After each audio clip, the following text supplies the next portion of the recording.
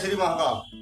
जगजननी माँ भगवती के चरणों में प्रणाम करते हुए नमस्कार करते हुए माँ भगवती से प्रार्थना करता हूँ, हे माँ भगवती हम सनातनियों में संगठनात्मक शक्ति प्रदान करें, हमें बल शक्ति दें, हमें धन शक्ति दें, हमें ज्ञान शक्ति दें, जिससे हम अपने धर्म की, अपने राष्ट्र की रक्षा कर सकें,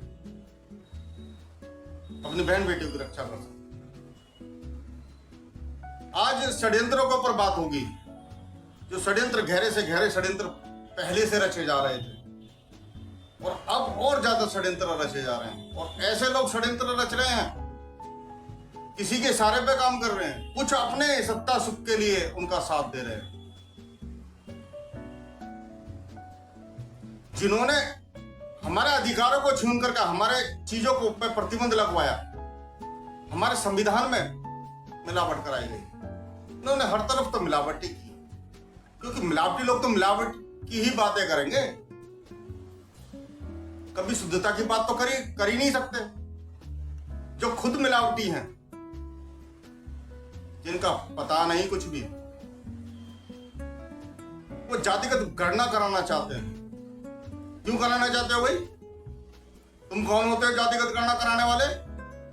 सनातनियों के बीच में जातिगत गणना कराने वाले तुम कौन होते हो? तुम्हें किसने ठेकेदारी दी इस बात की? दूसरी तरफ बोल के देखना जरा, वहां तो हम तो 36 हैं, तथाकथित 36 जाति हैं, वहां तो 250 से ज्यादा है। वहां फिरके इरके मिरके पता नहीं कितने हैं। वहां क्यों नहीं कराई भाई तुमने? आप वहां क्यों नहीं जातिगत गणना करा रहे हो? क्यों? सत्ता सुख यहीं से निकलता है क्या?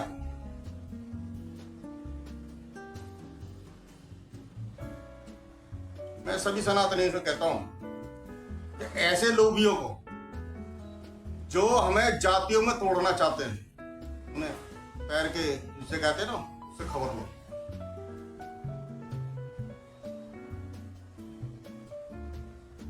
षड्यंत्र बहुत गहरे गहरे रचे गए हमारी धर्म संस्कृति को मिटाने के लिए, और इतने बड़े बड़े षड्यंत्र आज से नहीं रचे जा रहे। ये तो परम सीमा हो गई षड्यंत्र की, झूठ बोलने की। पहले 10-10 कोस पे एक गांव हुआ करता था, समझ लो आज तो 1 मिनट के अंदर कोई बात है तुरंत पता चलती है। 10-10 कोस पे गांव हुआ करता था, गांव के गांव खत्म कर दिए जाते थे। बड़े बड़े षड्यंत्र रचने कितने आसान हुआ करते थे। आज षड्यंत्र के बारे में पता, जब बदलाव भारत के अंदर आना चाहता था, बख्तियार खिलजी ने नालंदा विश्वविद्यालय जलाया, किसके सगे हो सकते हैं? उसी के खिलजी वंश के 2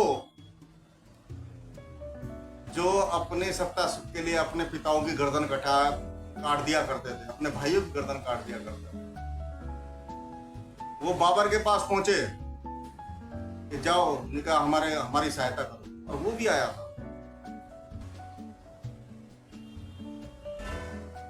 केवल एक युद्ध लड़ने के लिए आया था, अपने सैनिकों से कह के आया था कि हम केवल एक युद्ध लड़ेंगे और वापस चले जाएंगे, सहायता करके वापस चले जाएंगे। उसको रोका उसी के सलाहकारों ने। जब राणा सांगा जी का साथ युद्ध हुआ, युद्ध होने के बाद उसको पता चला कि ये मन करमचंद से कितने शक्तिशाली हैं। एक एक योद्धा 100 पे भारी पड़ता है। सामने तोप है और तोप का सामना तलवारों ने किया। जिनके 57 घाव हैं, जिनके एक आंख छठी है, जिनका एक हाथ घायल है, और जो 57 घावों के साथ युद्ध लड़ रहा, वो कितना बड़ा वीर होगा। ऐसी ऐसी बेटियां, दुर्गावती जैसी राज्य में 5000 जौहर कर गई। आज अपनी एक सुई चुपा के देखना जरा, 14-14 साल की बच्चियां, कुंवारी लड़कियां, पहली बार जौहर कुंवारी लड़कियों ने किया। शादीशुदा जौहर करती थी। दुर्गावती शासन काल में उसके राज्य की कुंवारी लड़कियों ने अपने सील की रक्षा करते हुए जौहर किया।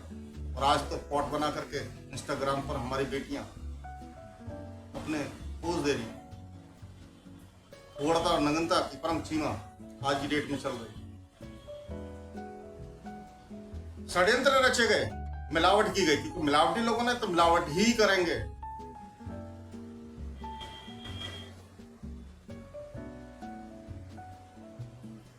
हमारे साथ पहला मिलावट इन्होंने किया साधु संतों के, तो उनके ऊपर हाथ रखा, प्यार से समझाया हम और आप ही हैं। आज तो मूछे कटा करके अपनी पहचान दिखा करके घूमते हैं ना, उस टाइम पे पहचान नहीं बता रहे थे। संशय जो करना था, भाई को भाई से लड़ाया गया। जैसे आज भी कुछ लड़ाते हैं ना भाई से, जा तेरे पीछे मैं हूं, जा मैं तेरे पीछे हूं, जा चल। भाई को भाई से कटाया गया। मानसिंह सबसे बड़ा उदाहरण है। साधु और ब्राह्मणों के ऊपर यह हाथ रखा गया कि हम तो आप जैसे ही हैं, आप जितने ज्ञानी हैं। लालच दिया गया, उनको सर्वोपरि बताया गया, अरे आप जैसा तो ज्ञानी नहीं। यानी कि चमचागर्दी से कहते हैं शुद्ध भाषा में, आज की भाषा में, शुद्ध भाषा में आज की भाषा में चमचागर्दी से करते हैं। उनसे सीखा गया, ग्रंथों के बारे में सीखा गया, आचार विचार के व्यवहार के बारे में सीखा गया। सब चीज सीखने के बाद अपने लोगों को मंदिरों में बैठाना, अपने लोगों को स्थापित कर दिया, स्थापित करके वहां से छुआछूत का षड्यंत्र रचा। तो आज हमारे जो दलित भाई है ना, वो कहते हैं कि भाई ब्राह्मणों ने ऐसा किया, इन्होंने ऐसा किया। ब्राह्मणों ने नहीं किया। अगर ब्राह्मणों ने आज किया होता तो ये मंदिर आप ही की तो देन है, आपने तो निर्माण किए थे। जितने बड़े बड़े जलाशय जो आपने तो निर्माण किए थे, ये कुएं जो आपने तो निर्माण किए, तो छुआछूत कहां से हो गई? बड़ी बड़ी चीजों को तो निर्माण आपने किया है, पर आज छुआछूत कहां से हो गई? चार वर्ण थे, चार भाई, ऐसे मान लो चार भाई, एक पढ़ने लिखने में थे और एक लड़ने भिड़ने में थे, और एक भाई धन संचय में थे, उस परिवार की जरूरत को पूरा करने में, और एक भाई जो छोटा, जो पढ़ने में रुचि नहीं रखता था, वो सबकी सेवा करने में रुचि रखता था, वो अपना परम कर्तव्य समझता था। तो यही चार वर्ग थे। और आज देख लो, आज ब्राह्मण भी व्यापार कर रहा है। वैश्य तो करते ही करते थे, आज सभी ब्राह्मण भी व्यापार कर रहे हैं, तथाकथित जाति के। क्षत्रिय भी व्यापार कर रहे हैं, सभी तो लोग व्यापार कर रहे हैं। क्या उनकी जाति वैश्य हो गई? अभी कोरोना काल गया था ना, कोरोना काल के एक एक परिवार के अंदर बाप ने बेटे को नहीं छुआ, बाप ने बेटे को नहीं छुआ, बेटे ने बाप को नहीं छुआ, मां को तक नहीं छुआ। क्या उनकी जाति अलग बन गई? आज तुम रांगड़ हो, राणा रांगड़ हो गए, मूले त्यागी हो गए, गुज्जर हो गए, मूले गुज्जर हो गए। गोत्र देखो ना जरा, आज भी गोत्र है, चले गए। लड़ा गया, भाई को भाई से लड़ाया गया, और आज भी लड़ाने की तैयारी हो रही है। जातिगत गणना की तैयारी हो रही है। कहते हैं हम कराएंगे, हम करा के छोड़ेंगे।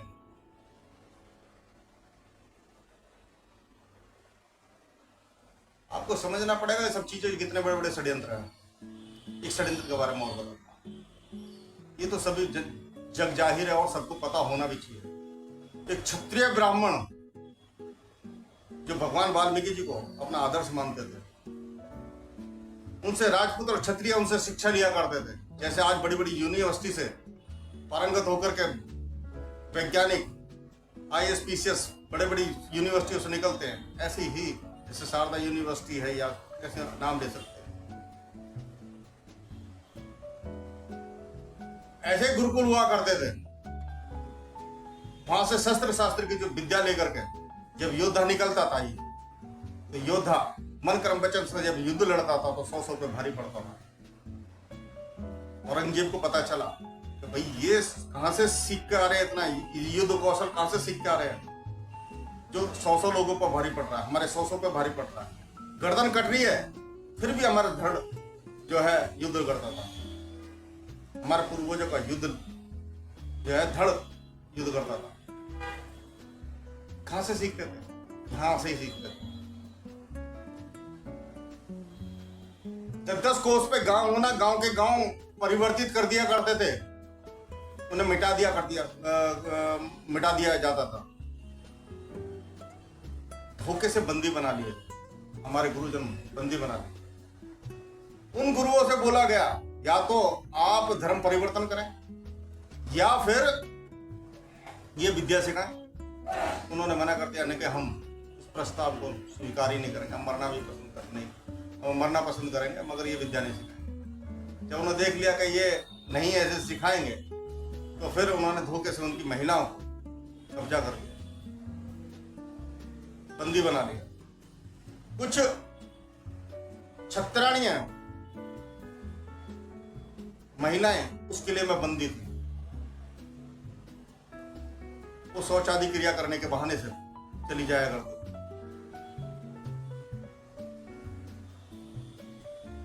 उसके दिमाग में एक षड्यंत्र फिर रचा। उसने कहा या तो मैला उठाओ या फिर युद्ध कौशल सिखाओ या फिर मारे जाओ। उन्होंने कहा मर गए बदला नहीं ले पाएंगे। उन्होंने अपना जनेऊ उतारा और कहा कि आज से हमारा जनेऊ भंग हो गया, खूंटी पटा गया। ये तो हमारी बेटियां हैं, क्योंकि गुरु परंपरा है हमारे यहाँ। ये तो बेटियां हैं, इनका मैला अगर उठा लेंगे तो कोई दिक्कत नहीं है, तो हमारी बेटियां सर पे मैला उठाना पसंद है। इतना बड़ा त्याग कोई कर सकता है आज तुम छुआछूत उनसे मानते हो, उनके बगल में नहीं बैठाना पसंद नहीं करते, उनके साथ खाना पसंद नहीं करते। अगर तुम इनसे छुआछूत करते हो, अपने भाइयों से छुआछूत करते हो, उनको साथ में बगल में बैठाना पसंद नहीं करते, तो सबसे पहले अपनी माताओं को मत छुओ, अपनी माता का त्याग करो। तुम्हारी माता ने भी तुम्हारा पिछवाड़े साथ किए। तुम्हारी पत्नी रोज ना सफाई करती है ना, उसका भी त्याग करो। तुम्हारी बेटियां भी घर की सफाई करती है ना, और आज तो घरों के अंदर ही टॉयलेट है ना, उनकी भी तो सफाई होती है। त्याग करो सब चीजों का, करो त्याग। क्यों नहीं कर सकते ना, तो बगल में बैठा बिठा दो, सम्मान दो।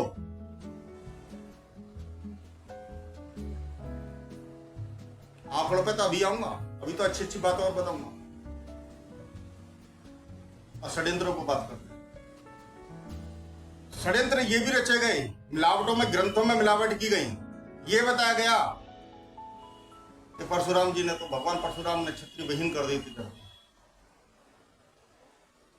यानी क्षत्रियों और ब्राह्मणों को भी आपस में लड़ाया गया, ये कहकर, जबकि ऐसा नहीं था।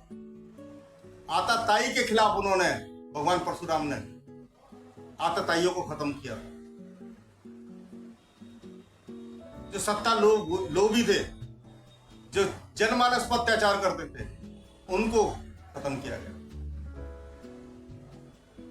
ब्राह्मण के 9 गुण हैं।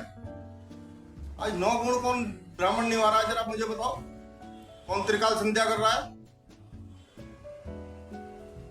अपने पीछे दूबे, शुक्ला, मैं, आप, तो मैं विशेष कह रहा हूं, क्योंकि 10 लाख 15 लाख आपकी बेटियों के नाम पर रखे गए। इसी जिम्मेदारी में उसी जाति, तथाकथित जाति का प्रतिनिधित्व करता हूं। नाथ संप्रदाय से तो मैं दीक्षित हुआ हूं, इसीलिए दीक्षित हुआ, क्योंकि आप लोगों की मानसिकता जो है बड़ी चरम सीमा पर है, और आपका ही दायित्व समाज में या कुरीतियों को, इस दूरियों को पाटने का सबसे बड़ा जिम्मेदारी आप लोगों की। कोरोना काल में तो नहीं करी थी अपने जातियां बनाई।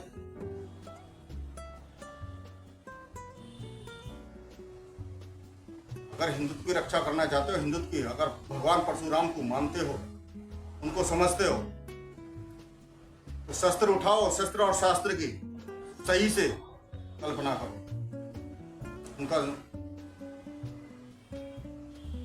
शस्त्र उठाओ, शिक्षा दो, शस्त्र शास्त्र की शिक्षा दो। जो समाज में कुरीतियां हैं, जो समाज में जो विष डाले गए हैं, उन विश्व को खत्म करो। ये विशेष जिम्मेदारी आप लोगों। इतिहास को समझो, इतिहास को समझो, इतिहास को पढ़ो, ठीक से पढ़ो। गुरुओं की संगत में रह करके पढ़ो। जो आज चीजें पढ़ रहे हैं ना, कुछ बहस करते हैं, कुछ कुतर्क कर रहे हैं, ये चीज और वो चीज। रामायण में राम जी ने सभी का साथ लिया था। मैं उन क्षत्रियों से कह रहा हूं कि सभी का साथ लिया था। केवट को बगल में सम्मान दिया था, बगल में बैठा करके। हाँ, तो सबरी के झूठे बेर खाए थे।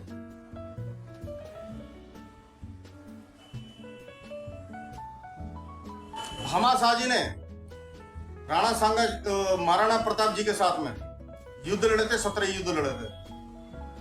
ऐसा नहीं कि वो युद्ध नहीं करते थे, केवल धन संचय करते थे, वैश्य नीति को अपनाते थे। नगर सेठ की उपाधि तो बाद में मिली थी।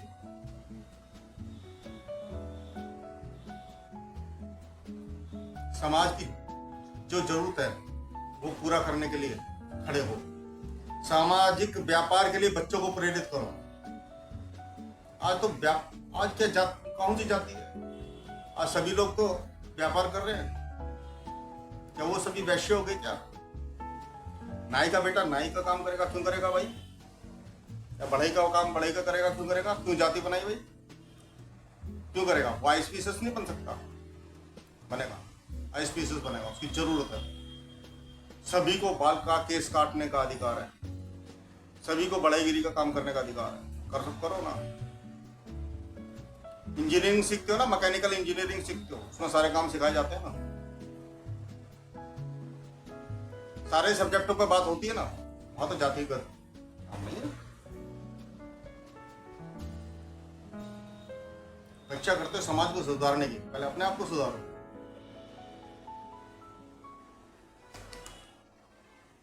षड्यंत्र तो बड़े बड़े षड्यंत्र रचा रहे, ब्लेड में विषाणु छोड़े जा रहे हैं।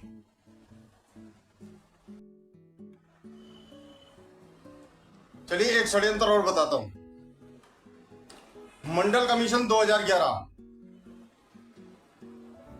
हमारे जनगणना हुई। 25% स्वर्ण जाति, 41% ओबीसी और 30% एसटी, SC ST, जो तथाकथित जातियां। 12.5 करोड़ महिलाएं और 12.5 करोड़ पुरुष, 20.5 करोड़ पुरुष और 20.5 करोड़ महिलाएं, और ऐसे ही 15 करोड़ महिलाएं और 15 करोड़ पुरुष। इस तरीके से आप समझें, क्योंकि आपके दिमाग में एक बात बैठा दिया गई कि छोटा परिवार सुखी परिवार, एक लड़का एक लड़की, एक बेटा और एक बेटी, क्योंकि प्रोटीन इकट्ठा करने में आसानी होगी। भेड़ बन गए ना आप लोग, प्रोटीन इकट्ठा कर रहे हो। आपकी बेटी को तो चिंटू, मिंटू, बबलू, मोनू ऐसे नाम रख करके छीन रहे हैं ना। इंस्टाग्राम पे आप ही की बेटी, हमारी आपकी बेटी जो है इंस्टाग्राम पे पॉडग्राम पे डाल देती ना, नग्नता और पूर्णता की चरम सीमा पार कर रही है ना। कभी देखा अपनी बेटी को? झांक के देखो, किसी षड्यंत्र का शिकार तो नहीं हो रही है। बेटियां छीनी जा रही हैं और मारी जा रही हैं। अभी पिछले दिनों अमित बन करके एक बेटी को उसकी बेटी के साथ फरस के नीचे दबा दिया गया, सोफे के फरस के नीचे दबा दिया गया। जिस धर्म के साथ धर्म की शिक्षा और महिलाओं को जब छीन लिया जाता है तो वो धर्म नहीं रहता। और पुरुष ही क्या कर लेंगे? 30-30 साल के लड़के हो गए, 40-40 साल के लड़के हो गए, शादी नहीं हो रही, विवाह नहीं हो रहा उनका। क्योंकि आपको तो मुकेश अंबानी जैसा बनना है ना, फॉलो करना है, उनके दहेज लेने हैं, ऐसा विवाह करना है कि बस दुनिया देखे। अरे दुनिया नहीं देखा, तुम्हारे विवाह नहीं हो रहे तुम्हारे बच्चों के। और रही गया सर जो चिंटू मिंटू बबलू करके छीने जा रही। जब पुरुष ही पुरुष रह जाएंगे तो फिर कहां से यादव और कहां से गुजर और कहां से क्षत्रिय और कहां से ब्राह्मण और कहां से ये रह जाओगे?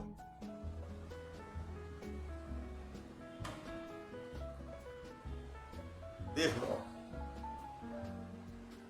कितने दिन तक जातिवाद स्थापित रख पाओगे? ब्राह्मणों की बहुत बड़ी जिम्मेदारी है।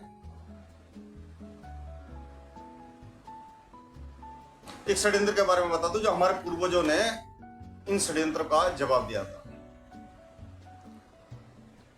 उस समय भी हमारी बेटियों को, जब विवाहिता बेटियां होती थी या विवाह योग्य जो बेटियां हुआ करती थी, उनको ये उठा लिया करते। तो हमारे पूर्वजों ने तोड़ निकाला, सूअर की बलि करके उसके पैर बेटी के पैर में लगा दिया करता, जिसे आज अलता बोलते हैं, महावर बोलते हैं। लगाते हैं ना सभी घरों में, ये अलता और महावर वहां से ही प्रचलन होता है।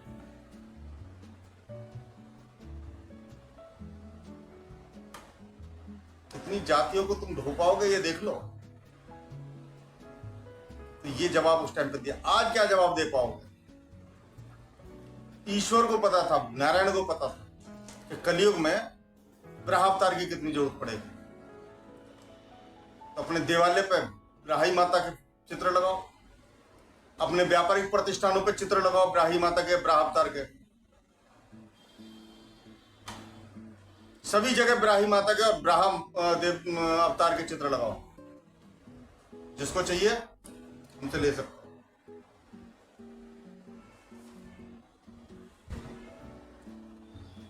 ब्राह्मणों की बहुत जिम्मेदारी है, क्योंकि सबकी बेटियों के मूल्य लगा दिए गए। ये बड़े शर्म की बात है। ब्राह्मण की बेटी 12.5 लाख, क्षत्रिय की बेटी इतने पैसे, गुज्जर की बेटी इतने पैसे। मुझे तो शर्म आती है सुनकर कि हमारी बेटियों की बोली लगाई जाए। बेटियों को फंसाओ और अपने में मिलाओ या मुंह करो, चिंटू मिंटू पिंटू बन करके, बबलू सोनू मोनू। इनसे बचने का उपाय यही। ब्राह्मणों की बहुत जिम्मेदारी है, बार बार मैं इस बात को कर रहा हूं, ब्राह्मणों की बहुत ज्यादा जिम्मेदारी है। क्योंकि ब्राह्मण समाज में वो काम कर सकता है जो और कोई नहीं कर सकता। क्षत्रियों की भी विशेष जिम्मेदारी है, समाज की रक्षा करना। प्रत्येक व्यक्ति को प्रातः उठते ही ब्राह्मण बनना पड़ेगा, उसके बाद क्षत्रिय बनना पड़ेगा, सामाजिक व्यापार के लिए उसे वैश्य बनना पड़ेगा, और सेवा करने के लिए शूद्र बनना पड़ेगा। एक ही व्यक्ति के अंदर 4 गुण होने बहुत जरूरी है। त्रिकाल संध्या करो, विदेशी देखो कर रहे हैं ना। ओम नारायणाय नमः, माधवाय नमः, गोविंदाय नमः, विष्णवे नमः।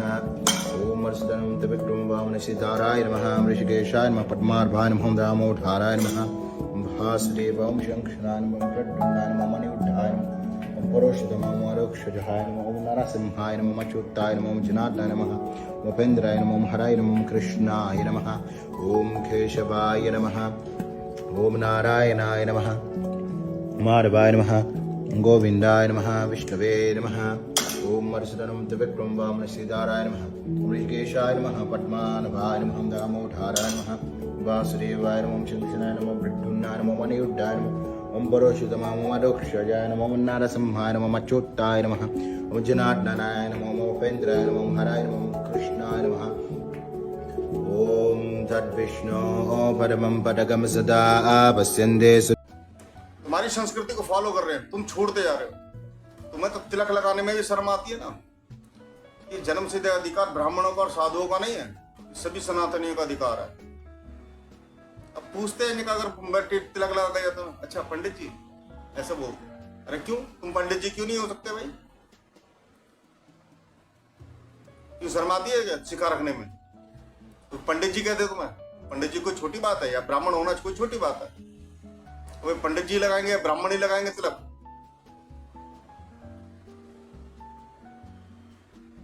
सिखा रखना सीखो, अपनी मूल पहचान बनाओ। दूसरे तो मूंछ कटा करके अपनी पहचान दिखा रहे हैं ना। अब तो पहचान दिखा रहे हैं ना, और कहीं कहीं पे पहचान छुपा रहे हैं। जब आपके भोजनालय में मिलावट करनी हो, अशुद्ध करना हो, तो वहां पहचान छुपा रहे हैं। षड्यंत्र तो जबरदस्त रचे जा रहे हैं, एक जनगणना कराना चाह रहा है। जैसे विदेशी फॉलो कर रहे हैं ना आपकी संस्कृति को, ऐसे आप भी करो। त्रिकाल संध्या करो। त्रिकाल संध्या करने से दिव्यता आती है, ईश्वरीय कृपा प्राप्त होती है, और सभी को करना चाहिए, खाली ब्राह्मणों को नहीं। भाई तिलक लगाने में शर्म आ रही है आपको? कलावा छिपा करके टुंडे कबाब खाना, उसमें शर्म नहीं आती? सबके आंकड़े आ ही जाते हैं ना, फोटो कभी ना कभी तो आ ही जाती है।